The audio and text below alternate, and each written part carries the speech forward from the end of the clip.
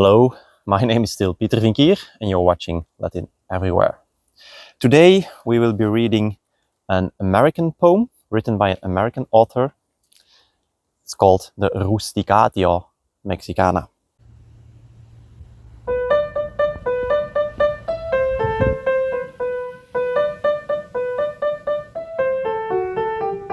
So this poet, Rafael Landívar, was born in 1731. He died in 1793. He was born in a city that was then called Santiago de los Caballeros de Guatemala. It's called now Antigua Guatemala. It was an old Spanish capital of Guatemala, part of larger Mexico. It was the capital of the Capitanía General de Guatemala. Landívar was trained with the Jesuits, went to university, went to Mexico, into the seminary of the Jesuits.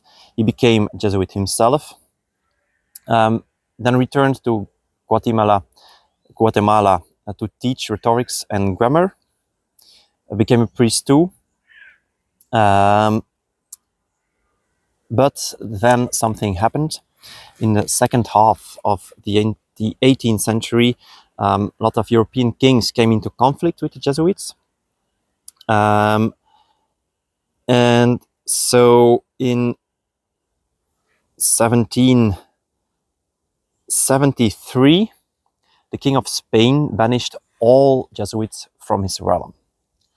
A large part of South and Middle America was Spanish at the time, so Landívar had to leave his homeland and he went to Italy, more specifically to the city of Bologna. And it was there that he wrote this poem, the Rusticatio Mexicana, because he was homesick and he missed his home country. So he wrote an epic didactic poem about the Central American countryside.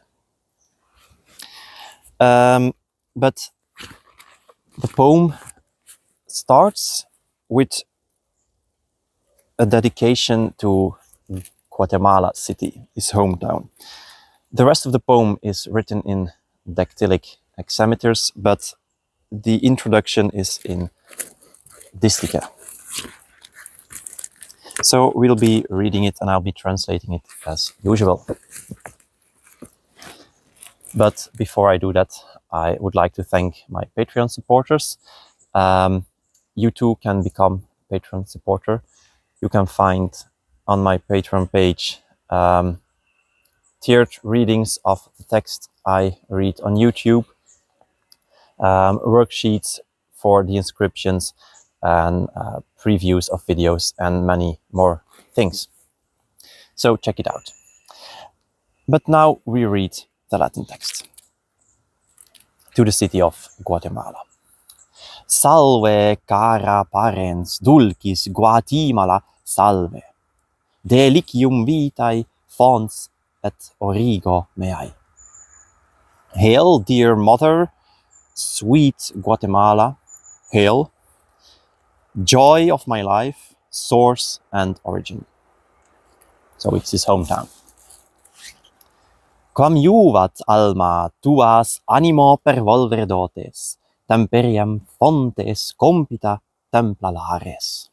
So how much pleasure it brings me, you thieving one, Alma, to contemplate in my mind your blessings, tuas dotes. Temperiem, your mild climate, your fountains, streets, temples, and households. And the lares are actually the old Roman household gods. So he uses a lot of classical images in this poem. Iam mihi frondosos videor discernere montes, ac iugi virides muner veris agros. Now I apparently see your verdant mountains, frondosos montes, and green fields, virides agros, an always flowing gift of spring, Yugi veris munere. Saepius in mentem subeunt labentia circum fluminet umbrosis littora tecta comis. Even more often, I see, the streams that flow around you, so even more often the streams that flow around you come to mind, and their shores covered in shady leaves. Umbrosis comis. Comis actually hair, not leaves, but you get what he means. Tum vario cultu penetralia compta domorum, plurima quid aliis picta vireta rossis. Then of the houses, the elegant inner rooms, penetralia compta, with various adornment, vario cultu. And also the many gardens, plurima vireta, by Venus's roses painted. Idaliis rosis refers to the goddess of love, Venus. Quid veraurato repetosi splendida luxus serica velturio vellera tincta Marie. But why do I revisit splendid silks with luxurious gold, or in Tyrian purple-dyed fleeces? Sea Tyrian, by the sea. He's of course referring to the color purple, which was in Roman times extracted from little sea snails, especially in the Phoenician cities like Tyrus. So he's wondering, why do I think about all that luxury I saw in my hometown? Haec mihi semper erunt patrii nutrimen amoris, in quartis rebus dulce levamen erunt. These will always be feeding my love for my fatherland. And in dire times, in quartis rebus, there'll be a sweet relief, levamen. Set fallor. Placida versant ludibria mentem, illudunt quanimo somnia vana meo. But I fool myself. Ridicule jibes at my placid mind. And idle dreams play with my spirit. Nam querces magnico caput spectabile regni urbs fuerat nuper, nunc lapidum cumulus. For where until recently nuper, as citadel and admirable capital of the great realm, the city stood, urbs quae fuerat, nunc lapidem cumulus, is now but a heap of stones. Non aides, non templa manent, non compita genti, nec qua tuta petat culmina montis habet. No houses, no temples remain, no roads for the people, nor have you mountaintops left, safe mountaintops where one can seek shelter. Omnia praecipiti volvuntur lapsa ruina, quo Jovis a latis ignibus icta forent. Omnia lapsa belongs together. So everything came tumbling down and was turned upside down by sudden ruin, as if struck by Jupiter's winged fire. Quid tamen haec doleo?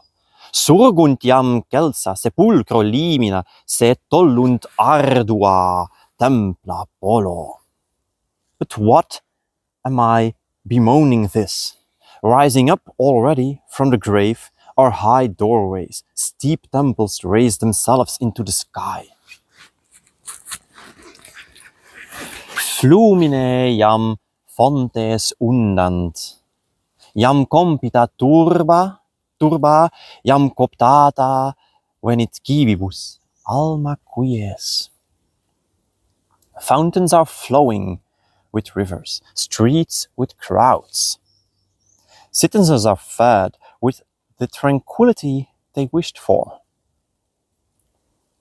Scilicet ut pariae volucri felicior urbie proprio russus pulvere vita redit. Indeed, like the bird from Pharos, life returns happier to the city again out of its own ashes. So he's comparing the city of Guatemala to the phoenix bird who dies in flames and then is reborn out of the ashes. Gaudigitur rediviva parens, urbs inclita regni, excidioque novo libera vive Diu. Rejoice, reborn mother, famous city of the realm, live long, vive Diu. Free, libera, free from new destruction. Et clarum subita partum de morte triumphum laudibus ipse tuum promptus in astra feram. Your famous triumph, from sudden death reborn, I shall praise and carry promptly towards the stars. So he's referring to the poem he's writing. Interea raucum luctus solacia plectrum accipe, sisque loco muneris ipsa mihi. Meanwhile, receive my coarse plectrum, consolation for my sorrow. You yourself can be as a present then to me. So that was the introduction of Rafael Landívar's poem Rusticatio Mexicana. I will be reading the whole poem, which is a long one, in irregularly appearing videos. So do not expect the next one next week. I hope you enjoyed this poem, and I'm hoping to be able to bring you many more of these hidden gems of Latin literature. So that was it for today. Bye, everyone.